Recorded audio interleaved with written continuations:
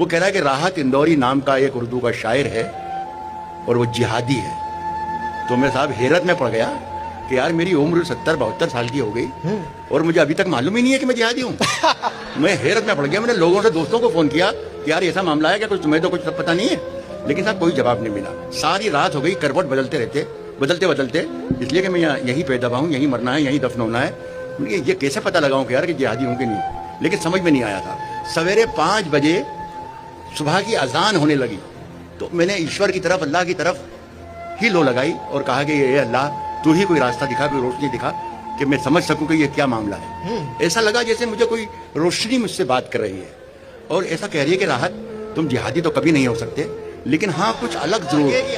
تو مجھے انہیں 2 لائنوں سے ایک بات ملی, کلو ملا کہ یار میں کچھ الگ ہوں تو میرے ساتھ کچھ الگ سلوک ہونا چاہیے.